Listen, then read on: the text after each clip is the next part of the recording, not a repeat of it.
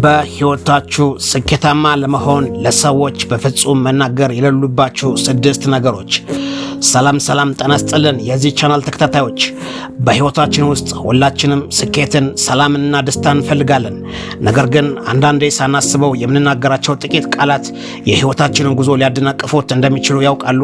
የስነ ልቦና ባለሙያዎችና ጥንታውያን ጠቢባን እንደሚመክሩት ሁሉንም ነገር ለሁሉም ሰው መናገር ራስን ለአደጋ ማጋለጥ ነው።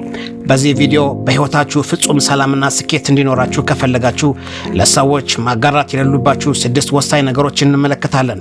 እስከ ቪዲዮ መጨረሻ ድረስ አብራችሁን ቆዩ። በተለይ ቁጥር 5 ህይወታችሁን ሙሉ በሙሉ ሊቀይር ይችላል።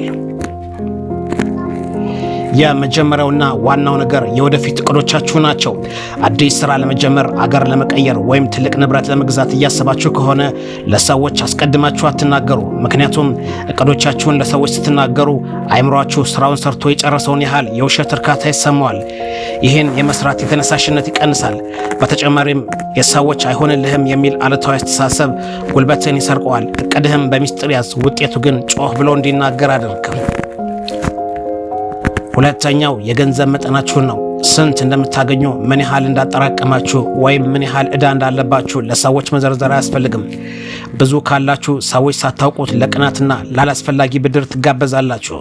ትንሽ ካላችሁ ደግሞ ሰዎች ዝቅ አድርገው ሊያዩአችሁ ይችላሉ። የገንዘብ አያያዝህ የግል ሚስጥርህ መሆን አለበት። በሶስተኛ ደረጃ የውስጥ ድክመቶቻችሁ ናቸው። ሁላችንም የምንፈራው ወይም የማይሳካልን ደካማ ጎን አለን። ነገር ግን ይህን ድክመት ለሁሉም ሰው ማውራት የለብንም። ዛሬ ወዳጅ መስለው ድክመትን ያደመጡ ሰዎች ነገ ጠላት ሲሆኑ ያንተን ደካማ ጎን አንተን ለማጥቃት እንደ ጦር ሊጠቀሙበት ይችላሉ።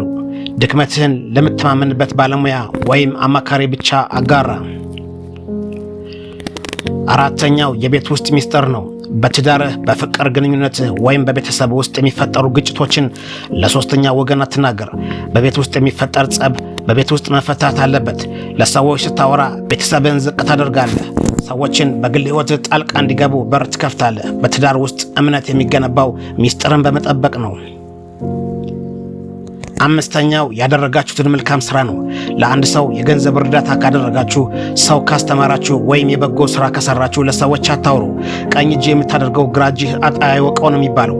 መልካም ስራዎችን ለሰዎች ስትናገር ያደረግከውን ለመርዳት ሳይሆን ለዝናና ለምስጋና እንደሆነ ይታሰባል።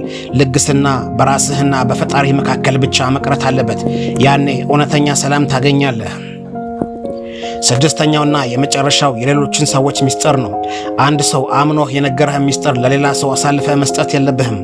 ወሬ አውሪ መሆን ክብረ ቢስ ያደርጋል። የሰዎችን ሚስጥር የምትጠብቅ ከሆነ ሰዎች ያከብሩሃል፣ ይተማመኑብሃልም። የአደራ ቃልህን መጠበቅ የማንነትህ መለኪያ ነው። ውድ ተመልካቾቻችን፣ አንደበታችንን መግዛት ህይወታችንን መግዛት ነው። እነዚህን 6 ነገሮች በሚስጥር በመያዝ ራሳችሁን ካልተፈለገ ጭንቀትን መጠበቅና ወደ ስኬት መጓዝ ትችላላችሁ። ከነዚህ 6 ነጥቦች ውስጥ እናንተ በብዛት ተናግራችሁ የጸጸታችሁ የትኛው ነው? በኮሜንት መስጫው ላይ አጋሩኝ።